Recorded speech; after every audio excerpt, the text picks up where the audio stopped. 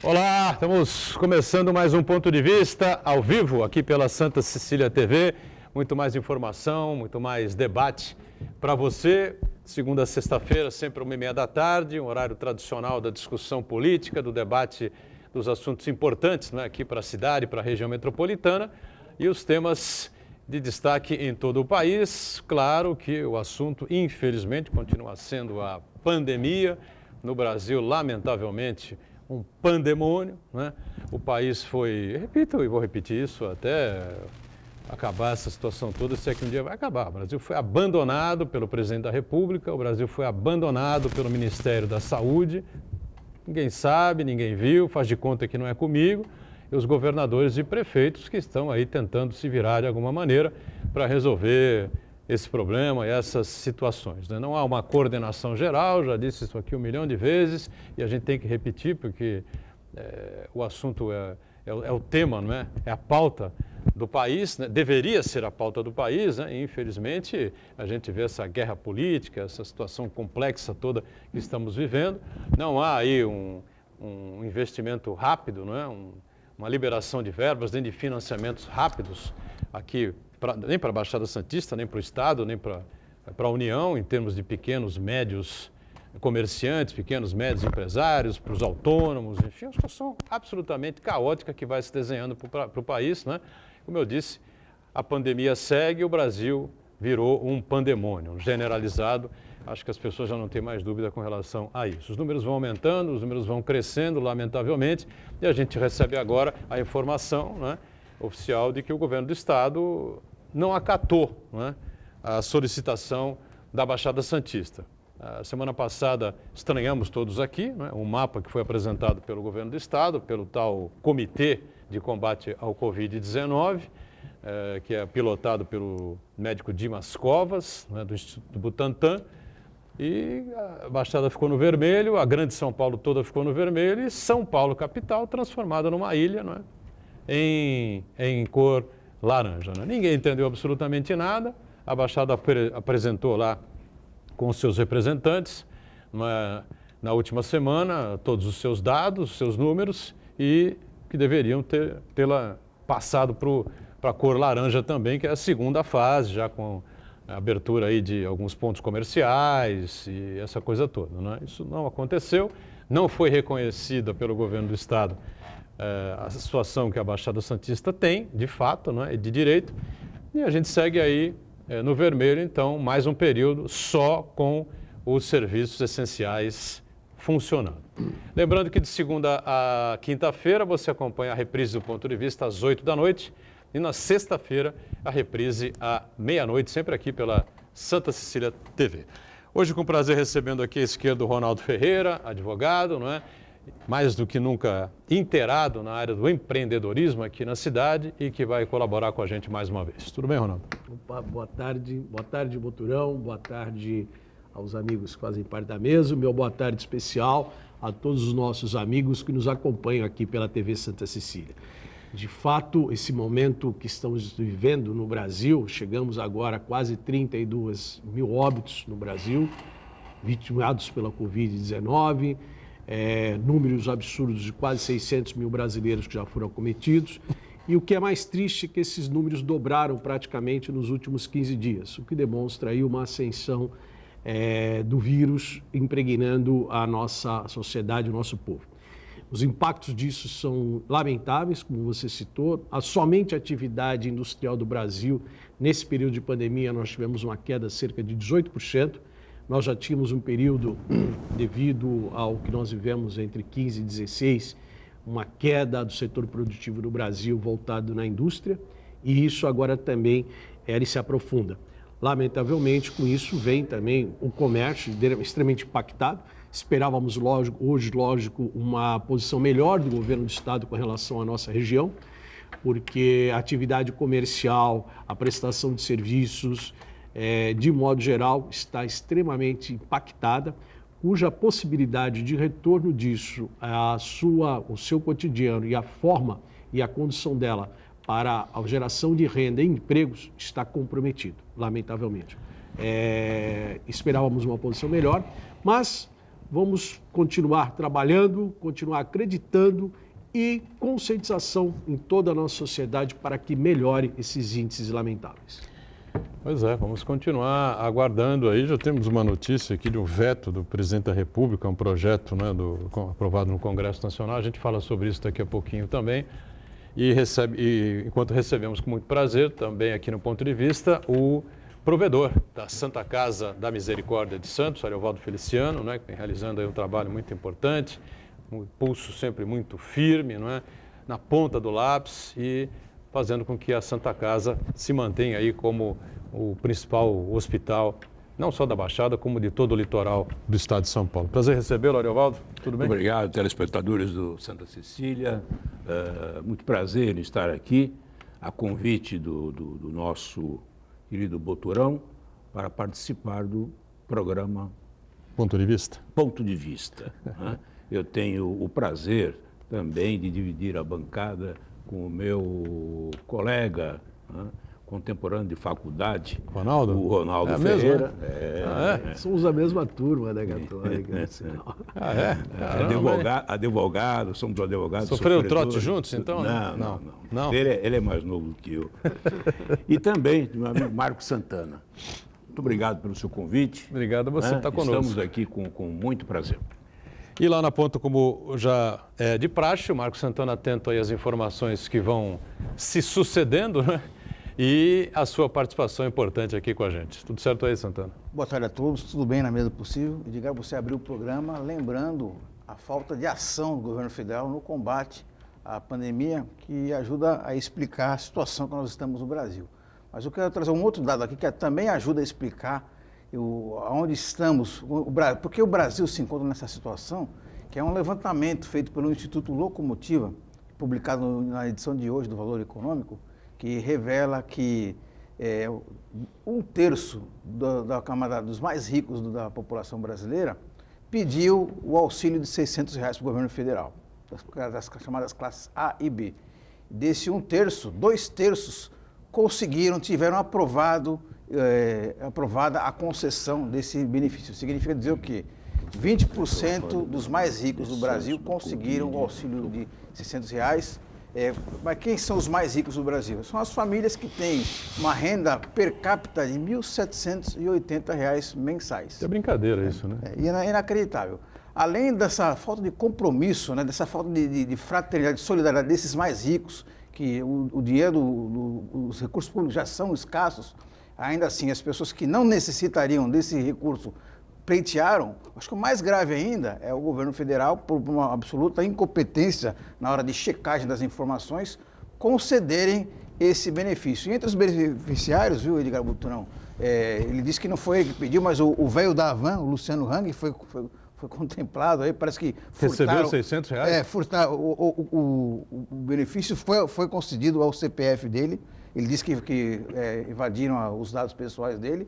E também o filho do William Bonner também, isso aí né? Foi golpe, né? Pode ser que o velho da Havan também tenha sofrido o mesmo golpe, mas né? o que evidencia é um total descontrole do governo federal de analisar os dados e conceder os recursos a quem realmente precisa. Então, esse tipo de episódio mostra muito bem a situação, a degradação moral que o Brasil se encontra. E eu quero cumprimentar você que nos acompanha ao vivo, convidar você a participar também do programa, mandando sua pergunta, crítica, sugestão, pelo Facebook. Ponto de Vista, com Edgar Boturão, ou então por e-mail, contato@pontodevista.tv.br. O programa vai ser acompanhado ao vivo pela internet, santaportal.com.br/tv. As edições anteriores do Ponto de Vista ficam disponíveis na internet também, no nosso canal no YouTube e na nossa página no Facebook. E você que nos acompanha a reprise às 20 horas, uma boa noite. Sempre o nosso boa noite para você na reprise às 8 horas da noite, pontualmente 20 horas, aqui pela Santa Cecília TV. E mais uma vez a gente lembra que o que estamos discutindo aqui, né, os debates, enfim, os números que a gente coloca aí para você, vão se alterando, vão se modificando e a gente não sabe o que pode acontecer no período da tarde até a reprise às 8 da noite. Qualquer coisa pode acontecer no Brasil hoje, tá certo? Nessa situação que nós nos encontramos. Bom, vamos tratar aqui da nossa casinha, né? Ariovaldo, Ronaldo, enfim, né? Então, o governo do estado acabou, o comitê que trata aí do combate ao Covid-19, Covid-19, não aceitando os dados, os números, as informações que foram repassadas pela região metropolitana, pelo CONDESB, né, que é pilotado pelo prefeito Santos, Paulo Alexandre, e manteve a região metropolitana, a região da Baixada Santista, na tal zona vermelha. O que significa isso? Estamos no mesmo lugar que estávamos antes e aqui só se podem abrir, não é, locais que sejam de extrema necessidade, como continuam abrindo as farmácias, né, os supermercados, açougues, né, claro, evidentemente, os hospitais, pronto-socorros, tudo isso. Comércio, de maneira geral, continua fechado, shopping centers, supercentros, galerias, enfim. Podemos concluir o quê? Em relação a esse provedor que está aí, claro, né, super antenado com essa questão, acompanhando os números que vêm da cidade, não só da Santa Casa, como da cidade, né? Boturão, Ronaldo e Marco, eu acho que a cidade de Santos foi tremendamente injustiçada por essa decisão desse comitê de São Paulo, no estado de São Paulo. Porque Santos está com 50% de lotação das UTIs na Santa Casa, que é o maior hospital da região, e na rede pública, a cidade de Santos está com 60% de ocupação. Isso são índices amplamente e altamente favoráveis à reabertura do comércio, à flexibilização da economia na cidade de Santos. O comitê do Estado de São Paulo, claro, levou em consideração toda a região, né, para penalizar a nossa cidade. Porque quem tem 60% de ocupação de leitos UTI na rede pública e 50% de ocupação no maior hospital da região, eu acho que ela tem que passar, merece uma avalia muito melhor por parte do governo do Estado de São Paulo. E, Ronaldo, se surpreendeu também com essa decisão? Não? Como todos nós aqui, eu acho que todos nós nos surpreendemos. Por quê? O Ariovaldo, ele pontua muito bem sobre a questão da capacidade que nós temos de leitos, em especial quanto às UTIs.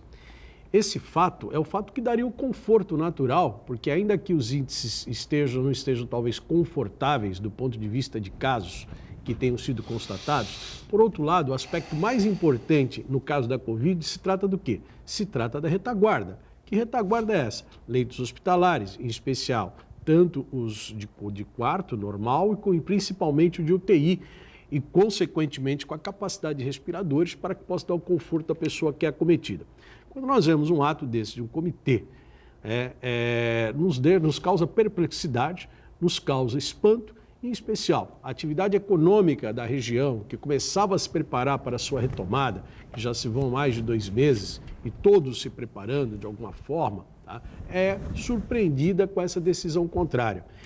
E o mais estranheza ainda, você, Buturão, citou logo na abertura, é o caso de São Paulo capital. São Paulo capital virou o quê? Uma ilha, uma mancha ali no meio e o entorno da região metropolitana, litoral, todos como zona vermelha. E essa São Paulo capital lá com uma zona laranja, sendo o epicentro, sem dúvida, no estado de São Paulo da Covid-19. Diz alguns prefeitos da região metropolitana da Grande São Paulo ameaçando ir para a justiça, enfim, prefeitos do PSDB, Mas, né? Interessante, por exemplo, do governador, né? O prefeito de São Bernardo, Orlando Morando, foi o coordenador da campanha do governador Dória durante a sua eleição para o governo do estado de São Paulo. E o Orlando Morando se encheu realmente não vou dizer de raiva, né? Mas ele ficou também perplexo com essa atitude que esse comitê, vamos tirar o governador, né? Vamos colocar o comitê, né? Mas do ponto de vista político, o ato é do governador do estado. Isso causou extrema estranheza, causou um problema muito sério no aspecto político, inclusive desses prefeitos, que grande parcela deles são do partido ou são próximos ao governador do estado. Uma pena, realmente, ficamos muito chateados com isso. E, nesse momento aqui, a todos aqueles que representam os segmentos profissionais, os segmentos econômicos da cidade, no caso o comércio, no caso tanto o comércio de modo geral, os hotéis, restaurantes, bares similares, né?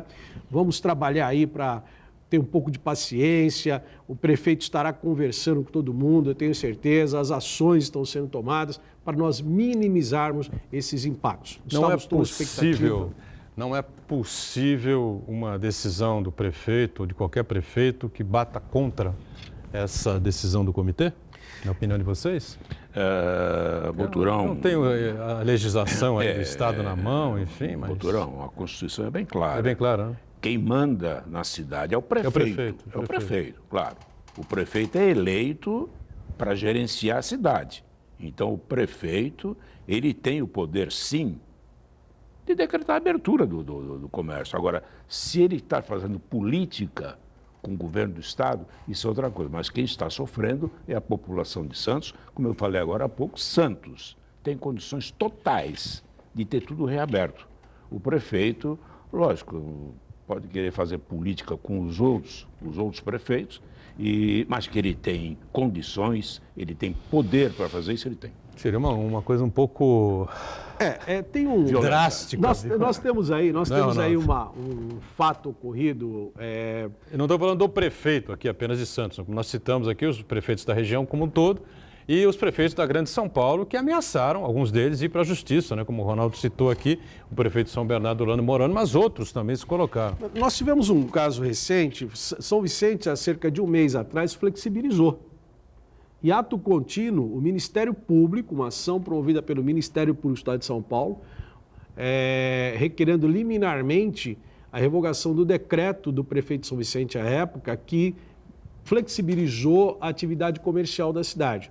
E o Tribunal de Justiça de São Paulo concedeu a liminar na ação movida pelo Ministério Público e determinou que o fechamento observasse o decreto inicial. Então, eu vejo que realmente o Valdevaldo tem toda a razão na questão da competência. Na questão de saúde, a competência é comum, isso o Supremo Tribunal Federal já decidiu. O artigo 23, inciso 2 da nossa Constituição Federal, ele coloca lá como competência corrente ou comum, tanto da União, estados e municípios nas questões de saúde. Cabe aos prefeitos, sim. O que nos causa uma certa apreensão é como o Ministério Público, no caso em especial, existe esse caso, se nós pegarmos aqui todos os noticiários dos últimos 30 dias, irão lá verificar esse ocorrido nessa iniciativa do Ministério Público. Então eu verifico aí que talvez nós possamos ter esse tipo de problema, vamos dizer, a ser superado e nesse aspecto eu entendo que os prefeitos, de modo geral, estarão caminhando para buscarem um consenso entre a atividade produtiva da cidade, entre os munícipes e, ao mesmo tempo, continuar fazendo gestão ao governo do Estado para que reveja essa posição. Diga, Santana. Edgar, eu acho que, independente da classificação, se for bandeira vermelha, abóbora ou amarela, é o nível de conscientização da população de modo geral, não só dos moradores, né, dos pedestres, as pessoas que transitam pelas ruas, mas também dos comerciantes. Um bom exemplo disso aí que aconteceu nesse final de semana. Na sexta-feira, o governo do Estado, a gente noticiou aqui, inclusive no Jornal da Hora, também no site do Jornal da Hora, anunciamos aqui que o governo do Estado havia recuado diante da pressão dos prefeitos do ABCD e aqui da região também, e decidiu flexibilizar a condição de bandeira vermelha para bandeira abóbora, né? Ato contínuo no sábado e no domingo, fez um dia muito bonito aqui na região, e as pessoas foram às ruas livremente, foram caminhar no calçadão com o cachorro, a gente foi andar de bicicleta, alguns deles sem máscara. Quer dizer, o efeito psicológico, vai flexibilizar, então meio que liberou geral. Esse que é um grande problema, né? Então eu acho que o gestor público tem uma grande tarefa, uma grande responsabilidade de fazer um trabalho de conscientização, porque por mais que se coloque fiscais, coloque a guarda municipal, coloque o fiscal da prefeitura para atuar nos comércios, atuar nas ruas, na praia, vai faltar fiscal para fiscalizar tanta gente assim. Então, o mais importante é esse trabalho de conscientização. Porque, por mais que a gente fale aqui dos riscos, a necessidade de se promover o isolamento social, as técnicas sanitárias, ainda assim, o efeito psicológico das pessoas é muito grande. Porque, afinal, todo mundo já está com a paciência cheia de ficar em casa, né? As pessoas estão entrando em depressão, o rendimento das pessoas está reduzindo. Então, as pessoas tendem a querer acreditar que a situação melhorou, quando na verdade não melhorou. O pico da doença ainda não se verificou. Olha, está aqui no site do G1, no site da Folha também, né? O presidente Jair Bolsonaro vetou, não é, o uso do saldo remanescente do Fundo de Reservas Monetário de cerca de 8 bilhões e 600 milhões de reais para o combate ao novo coronavírus. A decisão foi publicada nesta quarta-feira, na edição do Diário Oficial da União. A destinação do dinheiro tinha sido aprovada no mês de maio pelo Congresso Nacional durante uma análise da medida provisória editada por Bolsonaro e que extinguiu o fundo. Bolsonaro também vetou outros trechos do texto aprovado pelos parlamentares, entre eles o que previa a repartição do dinheiro entre estados e municípios para a compra de materiais de prevenção à pandemia. Ou seja, o presidente da República está completamente divorciado, não é, do país, da pauta do país, dos problemas, do drama do país em relação ao coronavírus. Ou eu estou completamente louco? Eu acho que deveria ter do governo federal uma melhor atenção, realmente, né? E nós precisamos saber por que o presidente Bolsonaro, as razões pelas quais ele fez esse veto, né? Porque se é para ajudar as cidades que estão aí trabalhando contra a Covid, eu acho que deveria ser realmente liberado. Me permita, Boturão, veja só, o Santana instantes falava sobre a questão da conscientização das pessoas com relação às suas posturas neste momento gravíssimo. Isso é fato, foi noticiado pela imprensa, as pessoas foram à praia sábado, domingo, passearam com seus animais. Por que isso? Porque na medida em que você teve o nosso presidente, infelizmente, lá no início, quando ele falava que isso é uma gripezinha, quando não há um protocolo, tá, do Ministério da Saúde alinhando, colocando isso diretamente à União, estados e municípios, tendo uma atitude realmente de uma política de saúde pública, até porque o nosso sistema é um sistema verticalizado, o SUS, há protocolos, eu já falei isso aqui, e aqui está o Ariovaldo, um amigo que conhece muito bem, na frente do maior hospital da nossa região, dos maiores estados, há um protocolo na questão do sarampo, na questão das doenças infectocontagiosas, há um protocolo a ser seguido pelo Ministério da Saúde, de práticas. Então, nós não tivemos isso na pandemia, agora, na questão do Covid. Ela foi completamente desprezada pela liderança. Consequentemente, a sociedade sente à vontade. Agora, os números estão aí. Os números, embora nós temos um conforto aqui de leitos, por quê? Nós temos uma retaguarda histórica, os prefeitos da região, o prefeito Paulo Alexandre aqui, a Santa Casa de Santos, os hospitais de modo geral envolvidos nesse momento, procuraram buscar recursos para que desse o conforto para os cidadãos da cidade, tendo leitos hospitalares. Todavia, não é isso que nós verificamos as atitudes de um líder. Líderes, eles dão exemplo, líderes, eles conduzem, e caberia isso muito bem, uma atitude essa do governo federal nesse enfrentamento.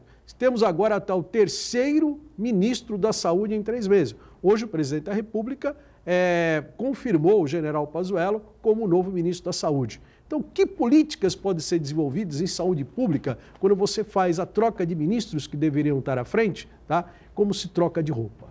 E aqui a alegação, porque houve uma medida provisória, né? Do governo Bolsonaro, era para extinguir este fundo de reservas monetárias, né, de cerca de 8 bilhões e 600, e é um fundo criado já há bastante tempo, enfim, né, e ele, na verdade, ele sancionou apenas a parte que dá o encerramento a esse fundo, né, e disse que estaria em desacordo, né, com a medida provisória que ele mesmo assinou, né, que ele mesmo enviou ao Congresso, né, se ele concordasse, enfim, com essa situação de transferir essa sobra do fundo para o combate ao Covid-19 e ao coronavírus. Me parece um completo absurdo, como explicou aqui o Ronaldo, né, mais um fato sem pé nem cabeça, né, do presidente da República, e que, repito, é completamente divorciado. Ele não está nem aí.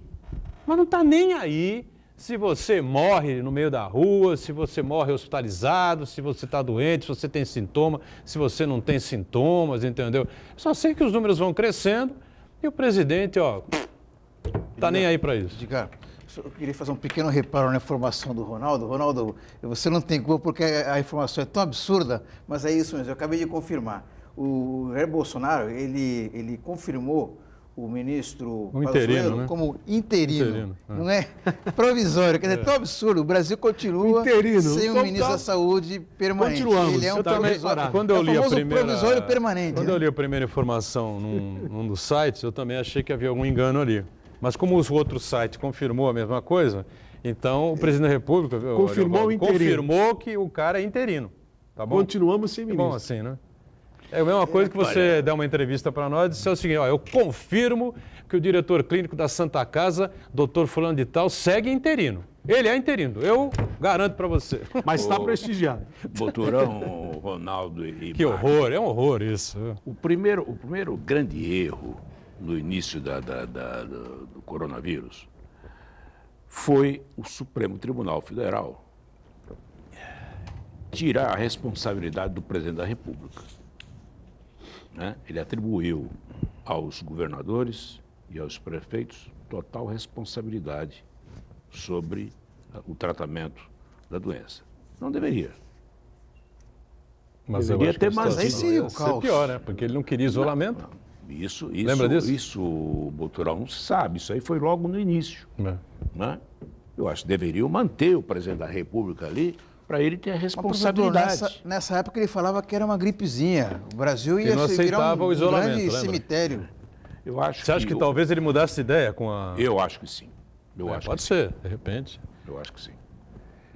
Pode ser que fosse, mas o risco era enorme. Né? Vamos aproveitar isso aí para o rápido intervalo. Estouramos já esse bloco aqui há algum tempo e a gente volta já já. Muito bem, sequência aqui do nosso ponto de vista com o nosso Ronaldo Ferreira, Ariovaldo Feliciano, provedor da Santa Casa, e o Marcos Santana acompanhando na ponta lá informações importantes e algumas participações também. É isso, Santana? Elias Carneiro acompanha a gente e manda a seguinte mensagem. Parabéns a todos os profissionais que estão trabalhando juntos aos pacientes nos hospitais da região. Exatamente, né? A gente, toda vez que pode aqui, a gente cumprimenta todos os profissionais, né, Ariovaldo? Da área da saúde, tanto da área privada quanto da área pública, que estão aí lutando, e muitos infectados, né? Infelizmente. Inclusive médicos, enfermeiros, né? Paramédicos, enfim, às vezes hospitalizados em casos graves, né? Boturão, não é brincadeira, não, né? telespectadores, eu acompanho de perto a luta dos profissionais da saúde, médicos, enfermeiros, que estão à frente dessa batalha. Muitos médicos, enfermeiros, aquelas pessoas que trabalham diretamente com o Covid, foram infectados. Muitos. Né? Mas eles se recuperam e voltam ao campo de batalha. Isso, portanto, estão de parabéns todos os médicos e enfermeiros do Brasil inteiro que se dedicam, enfrentam a doença de frente para ela. Então, meus parabéns. Eu posso falar isso porque eu sou presidente da Santa Casa de Santos, segundo maior hospital da região. É o hospital, claro, que tem mais casos da Covid. A Santa Casa tem 150 leitos de UTI, 60 deles dedicados à Covid, né? Está com 50% ocupado, como eu falei agora há pouco. Né? Atendeu até agora, nesses 3 meses de pandemia, a 20 mil casos, inclusive, claro, contando nesses 20 mil as consultas, que são muitas. A pessoa sente uma dor de cabeça, tem uma febre, alguma dor no corpo, ela vai e procura o convênio médico dela. Então, a Santa Casa, o convênio médico, é obrigado a atender. Então, desses 20 mil, estão, inclusive, incluídas as consultas. Né? E tivemos até agora, em todos os atendimentos, todas as internações, não só em UTI como enfermaria, sem óbitos. É uma quantia baixa para o número de atendimentos. Para o número de atendimentos, certo? sem banalizar a vida, evidentemente. É claro, é lógico. O ideal é é que lógico. fôssemos, É mas lógico. infelizmente isso não é possível, né? Lamentável, a gente sabe disso, né? Bom, Santana tem mais uma participação Isso, aí, vai olha- falar de um outro assunto, mas vamos... O Alexandre Paiva, ele diz o seguinte, que o Condesb funcionou muito bem no início, mas hoje cada prefeito faz o que bem entende. Não há um planejamento focado na região metropolitana como um todo. Eu acho que não é bem assim que a coisa Também funciona. É uma pressão que alguns municípios e que alguns prefeitos sofrem, né? Que são terríveis, entendeu? A realidade de Santos é diferente de São Vicente, que é diferente de Guarujá, que Praia Grande já é uma outra situação. Embora seja uma região metropolitana, a coisa funciona mais assim, né, Ronaldo? Funciona. A pressão. Difícil você ter uma atuação uniforme, né? É natural, veja a pressão que os prefeitos estão sofrendo, isso é natural e é extremamente justificável. Imagina os restaurantes fechados e as empresas, os empresários que fizeram seus negócios, que investiram na empresa, né, que colocaram recursos próprios, foram buscar recursos em bancos, lançaram seus negócios e hoje têm possibilidade de trabalhar. Quer dizer, é uma demanda natural. Agora, nós vamos ter que ter muita cautela com tudo isso. Os prefeitos tinham uma expectativa, tenho certeza hoje que todos os prefeitos da região tinham uma expectativa de trazerem notícias melhores, alvissareiras, à nossa cidade, à nossa região, aos comerciantes, de modo geral, mas não vai ser assim. E, lamentavelmente, é o que nós vamos ter que recuperar. O governo federal ontem lançou um programa de acesso ao crédito para as pequenas e médias empresas, né? Com a possibilidade aí, inclusive, de financiamentos para recursos de folha de pagamento, para recursos de modo geral. Vamos ver se dessa vez vai conseguir chegar na ponta, né? Porque a primeira fase do programa não conseguiu chegar. Vamos ver se agora consegue, que esse capital aí realmente possa atender o empresariado. Por quê? Eu disse recentemente aqui, Marcos, Boturão e Ariovaldo, que as empresas, de modo geral, já vinham sofrendo um processo de recuperação devido a 15 e 16. Se você não tiver recursos hoje, empréstimos em que sejam condições melhores de acesso, não vai chegar um empréstimo para ninguém. Não adianta colocar 20 bilhões, mas se chega lá, o cidadão lá está com uma pequena restrição, ele não vai ter acesso. Então é preciso que o Tesouro Nacional também assuma o risco disso. O Ariovaldo é um especialista em contabilidade, né? Então, deve acompanhar bem de perto a situação difícil que muitos estão enfrentando por aí, né? Muito, muito, muito difícil, realmente. Muitas empresas já quebraram, Boturão, já quebraram. Outras, vamos torcer para que não aconteça, não terão condições de levantar as portas. Né? Então, todos estão sofrendo muito, muito, muito com esse problema do Covid. O dinheiro realmente não circula, comércio fechado, shoppings fechados. Então, como as pessoas vão fazer shopping para abrir? Vai ser praticamente impossível você abrir 50% das lojas de um shopping. Porque todos estão descapitalizados, certo? E não há condições de investir para que possa voltar a atender o consumidor. Quando você abre a sua loja no shopping, é 100% de aluguel, 100% de condomínio. E realmente fica impossível uma situação dessas você fazer a economia da cidade girar. Porque o consumidor vai estar sem dinheiro e vai estar com medo de sair às ruas também, não é que vai liberar e o pessoal vai tudo para as compras, não, né? E, Ronaldo, você tocou nesse ponto aí da ajuda do governo federal, vamos torcer, vamos rezar, na verdade, para que isso realmente saia, porque o ministro Paulo Guedes, ele anunciou esse plano de ajuda aos autônomos, micro e pequenas empresas, no dia 15 de março. De lá para cá, absolutamente nada aconteceu. 12% chegaram 12% na ponta. e 40% no capital de giro. 12% na folha de pagamento e 14% no capital de giro. E você observou muito bem, as garantias são muito restritivas aos empreendedores. Por exemplo, o autônomo ali, aquele microempreendedor individual, exigem dele algum bem, algum patrimônio para dar como garantia. Ele não tem, ele já está ali em legítima defesa tocando seu negócio, então ele não tem um bem para dar como garantia. Então esse tipo de restrição deveria ser flexibilizada para o dinheiro finalmente chegar para quem precisa. E lembrando, né, que naquela fatídica reunião lá do dia 22 de abril, a gente acompanhou o ministro Paulo Guedes dizendo ao presidente da República, né, que, olha, nós vamos ganhar muito dinheiro ajudando as grandes empresas, né? vamos perder dinheiro, e muito dinheiro, ajudando os pequenos e os médios. Né? Ou seja, Boturão, quero aproveitar a sua fala. Inacreditável uma fala dessa do ministro da Economia no momento que estamos vivendo. Vamos falar sobre isso. Vamos falar sobre isso. Você falar em socorrer as grandes empresas, nós temos que começar a socorrer mesmo pequenas e médias. 54% do emprego formal é gerado pelas pequenas e médias empresas. O impacto da grande empresa ela pode ser muito maior, logicamente, né, dentro de uma análise global, universal. Mas no cotidiano nosso, é a pequena e média empresa que vai gerar o emprego. Sabe quem é? É a oficina dali, é a loja de carros, é a padaria, pizzaria, é aquele mercadinho da esquina, é a pizzaria. É essa que gera emprego, é essa que tem que ser socorrida. Porque na hora em que o trabalhador, as pessoas que têm o seu salário, têm a sua geração de renda, o cidadão vai comprar na padaria ali, é no mercadinho da esquina, que vai fazer com que a economia local comece a se movimentar e recuperar. Nós só vamos começar a recuperar quando as pessoas tiverem recursos no bolso, dinheiro no bolso, que vai comprar, que vai aquecer o comércio, que vai aquecer a indústria. Esse é o grande desafio. E para que esse dinheiro chegue nas pequenas e médias empresas, estou falando aqui ao meu lado o doutor Ariovaldo, que é um especialista na área jurídica e contábil. Nós só vamos ter isso, vai chegar um momento que o governo tem que abrir mão desses recursos e colocar como um fundo perdido. Não é um plano Marshall de recuperação, não.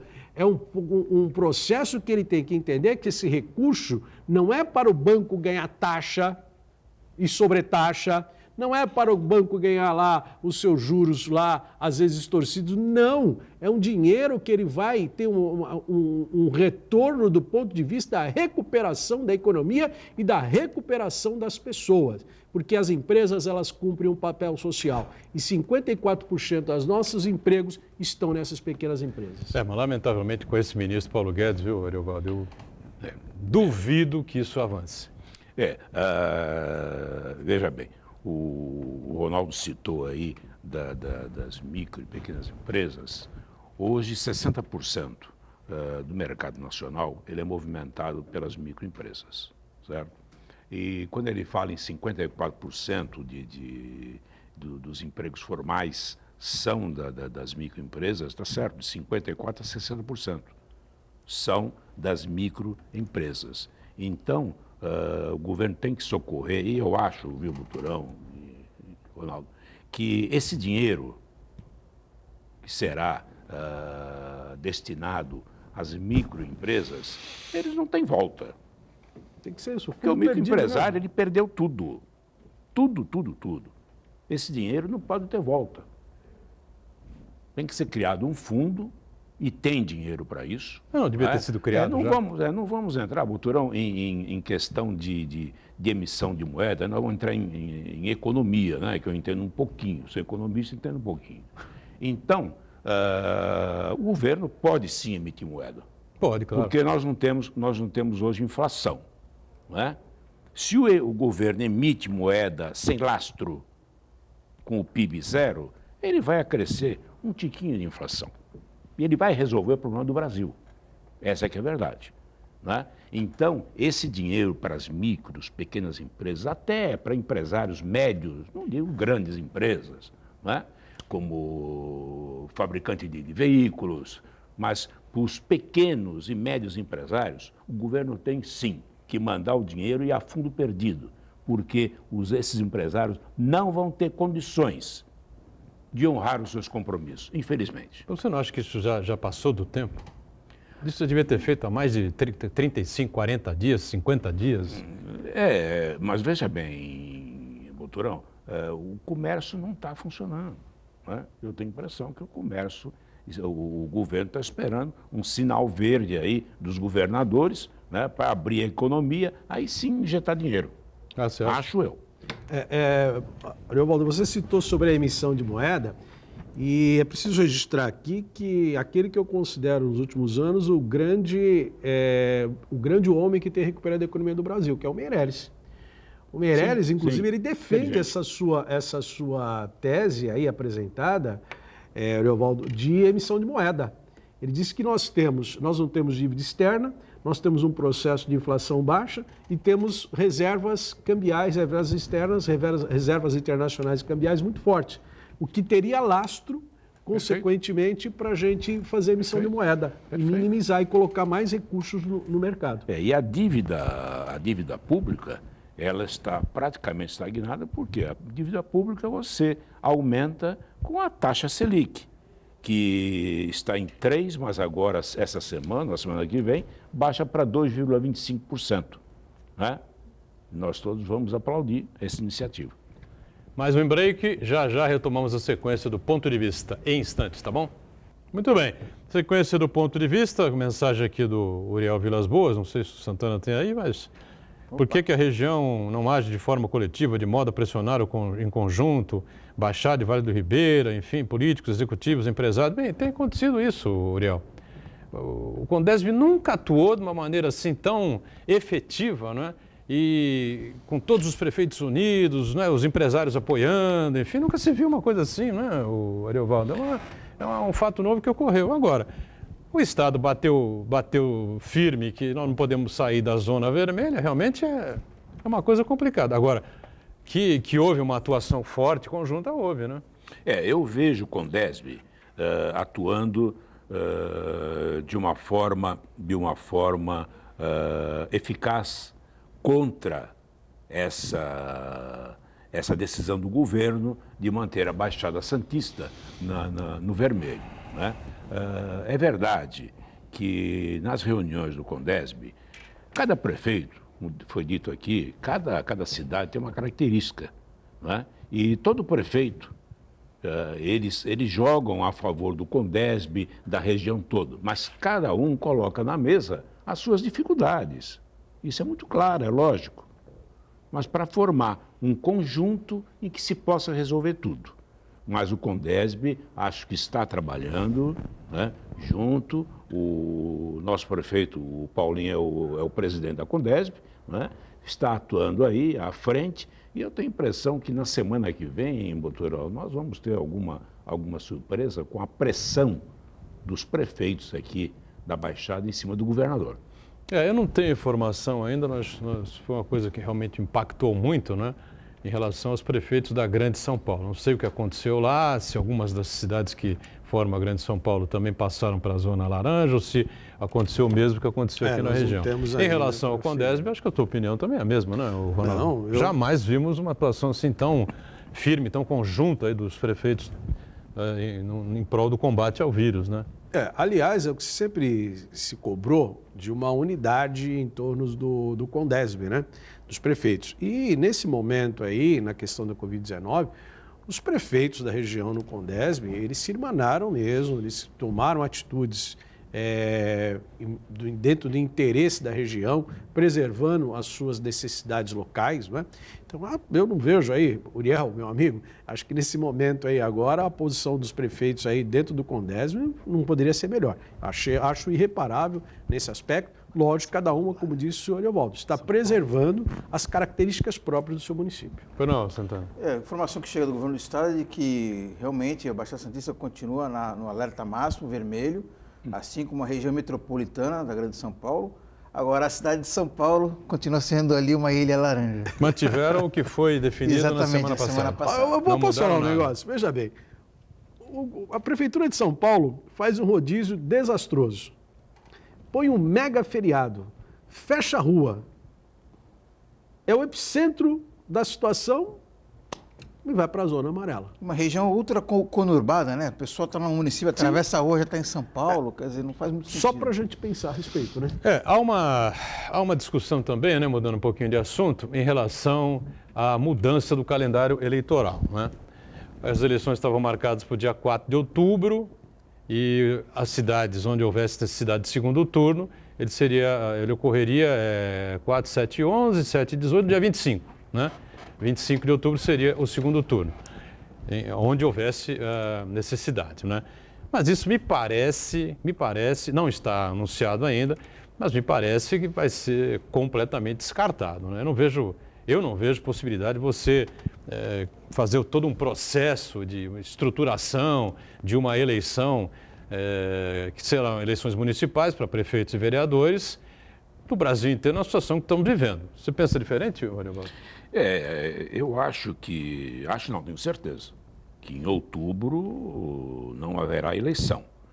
Eu li e ouvi também que o TSE já se manifestou no sentido de realizar o primeiro turno no início de dezembro e o segundo turno, onde acontecer o segundo turno, haverá o segundo turno no mês de dezembro mesmo, para conservar a data de posse no dia 1º de janeiro. Eu já ouvi falar em 15 de novembro, com o segundo turno em 6 de dezembro. Já ouvi falar em 29 de novembro, com o segundo turno em 13 de dezembro. Né? Eu acho, né, a minha opinião, esse de 29 com 13, eu acho que seria mais razoável.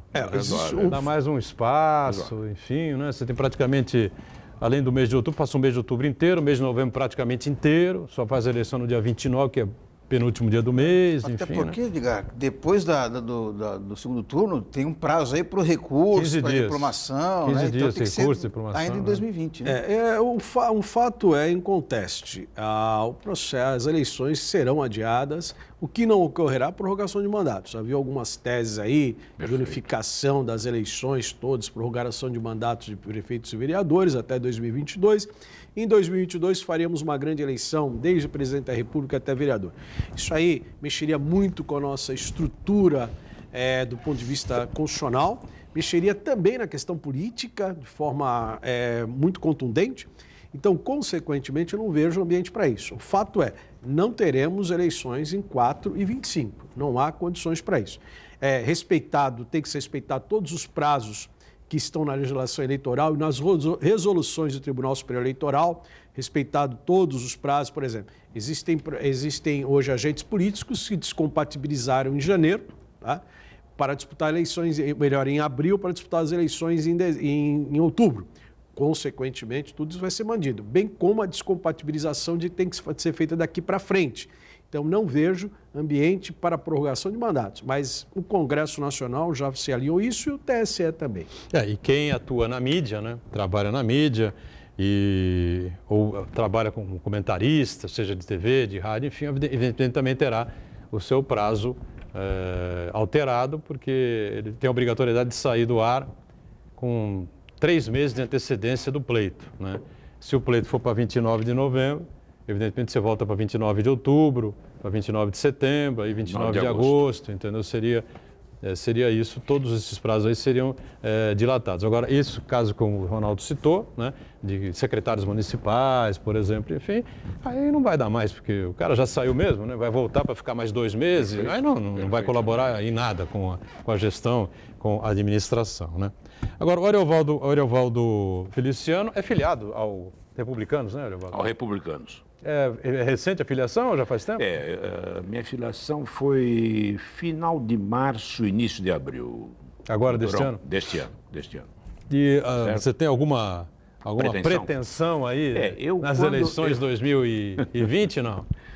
Eu, quando me filiei ao Republicano, eu coloquei meu nome à disposição do partido para concorrer à Prefeitura de Santos. Certo. Né? Se a população de Santos, os nossos irmãos de Santos, confiarem o meu voto, o seu voto, na minha pessoa, né, e o partido, assim entender que eu deva sair candidato, eu saí candidato a prefeito pelo Republicano. O Cacá Teixeira está acompanhando a gente. O vereador Cacá Teixeira, vice-provedor, hein? Está de olho em você aí. Meu vice-provedor. Muito obrigado pela tua audiência, Cacá. Um grande abraço, um beijão para você. Até porque se você realmente for candidato e se eleger prefeito de Santos, obviamente vai renunciar à gestão na Santa Casa, né? Aí o Cacá teria a honra de ser o provedor, né? Perfeitamente. Então nós estamos viajando na maionese, já estamos aqui, né? E no 2021, então tem muita lenha para queimar ainda, né? O Republicanos é o antigo PRB, né? ou não? PRB. PRB, isso, né? Isso. Os partidos andaram mudando de nome aí, né, Ronaldo? Mudaram, né? O próprio PL que voltou era o antigo PR, o PR voltou a ser PL agora, né? Então Isso. é natural. E essa será uma eleição aí, como nós não teremos na eleição agora em 2020, nós não teremos coligações nas eleições proporcionais. Exatamente. Né? De vereadores, porque na eleição passada você formava um bloco de partidos para que você pudesse eleger. Na eleição passada, por exemplo, nós tivemos o PSDB e o MDB fizeram uma coligação para eleger prefeito e vereador. Elegeu o prefeito Paulo Alexandre e uma frente com mais de 8 parlamentares. Desta feita, cada partido apresentará sua chapa de eleitores. A coligação poderá ser feita lá para o prefeito, mas lá embaixo cada partido vai montar o seu grupo, seus candidatos a vereadores disputar a eleição. Isso vai fazer com que nós tenhamos aí alguns partidos que não estão representados hoje na Câmara, estarão presentes lá, fazendo um vereador pelo menos. Mudou, né? Mudou radicalmente o jogo, né? Agora cada partido apresenta aí a sua chapa, né? Diferentemente do que acontece para o executivo, né? Por exemplo, se o Ariovaldo realmente for candidato, ele pode articular aí com outros partidos, enfim, né? Tem alguma familiaridade com o PRB, com a candidatura dele, ou qual for o candidato, né, a prefeito aqui em Santos, vai poder articular com outros candidatos, fazer um leque maior aí de alianças para poder ter um espaço bom na mídia, enfim, para poder governar, né? Aí o presidente da República que não nos deixa mentir, né? Falou um monte de vezes que o Centrão era isso, que o Centrão era aquilo, que os caras que não prestavam, isso e aquilo, e está dando aí agora cargos importantíssimos, né, para o pessoal do Centrão, do PL, PP, né? E PSD, enfim, né? E o Democratas é que já estava no governo, né? Já. Eu acho que o presidente ele poderia ter feito isso lá no início do governo. É natural, todo mundo, todo presidente, prefeito, governador, você vai governar com as forças que te elegeram. Não existe agora o discurso fácil, não, eu preciso... Ele satanizou o Centrão, exatamente, né? foi a questão temática. Governar através de segmentos. A bancada do boi, da bala e da Bíblia. Era o que queria. BBB. Não deu certo isso, então ele teve que fazer a política como tem que ser. Agora, um custo político desse vai ser avaliado lá na frente. Não há demérito nenhum prefeito, governador, ganhou a eleição, ele vai governar com as suas forças políticas. Agora, a gente não sabe nem ainda quando serão as convenções, enfim, né, Ariovaldo? Está tudo aí dependendo realmente, dependendo da data, né? do TSE, para que sejam marcadas as convenções. Isso realmente, Boturão, se essa situação aí não for resolvida rápida, vai causar muitas dores de cabeça. Eu também tenho essa mesma opinião. Eu acho que o ministro Barroso, né, Luiz Roberto Barroso, que assumiu há pouco tempo, na semana passada, na presidência do TSE, acho que não tem por que ficar, sabe? É que agora depende do Congresso, né? O Alcolumbre e o Maia sentaram para tentar construir aí uma proposta comum, né? Inclusive havia uma proposta lá que partiu que seria no dia 6 de dezembro e dia 20, né? Parece que não houve consenso nisso, mas o Alcolumbre e o presidente do Senado e o presidente da Câmara dos Deputados estariam conversando nesse sentido. Eu acho que isso tem que ser decidido rapidamente, nós estamos já no mês de junho, né? Para que... Eu tive uma informação, né? Uma pessoa ligada ao TRE, que o limite máximo do TRE paulista, TRE de São Paulo, Tribunal Regional Eleitoral, seria 15 de junho, né? Que a partir dessa data fica inviável, seria uma loucura, né? Ocorreria louca para se fazer uma eleição, né? Então, também acho que os tribunais regionais eleitorais já estão pressionando o próprio presidente do TSE para resolver isso. Doutorão, né? o ministro Barroso, acho que ele se precipitou um pouco quando ele afirmou na semana passada, ou retrasada, que não haveria de maneira alguma alteração no calendário eleitoral, por ferir a Constituição, né? Então, você está dizendo que... Ele já deu uma entrevista agora, semana passada, à Rádio Bandeirantes, né? Dizendo que a mudança da data é praticamente certa pela situação que estamos vivendo, enfim. Nós hoje já estamos praticamente já mudou bem a posição dele. Já estamos praticamente a 5 de junho, a 4 de junho, que é dia 3 hoje, à tarde. Então, eu acho realmente impossível manter a data da eleição para outubro. Vai para final de novembro, dezembro, e não sei se não irá para o ano que vem. Se for para o ano que vem, vai ser uma confusão dos Vai infernos. ser uma Espero que confusão não. danada.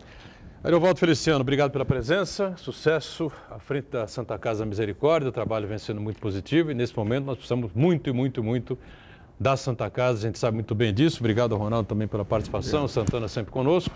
De segunda a sexta, 1h30 da tarde, o nosso horário aqui do Ponto de Vista na Santa Cecília TV, reprise às 8 da noite até quinta-feira, na sexta-feira a reprise é à meia-noite. Valeu, obrigado gente, tchau.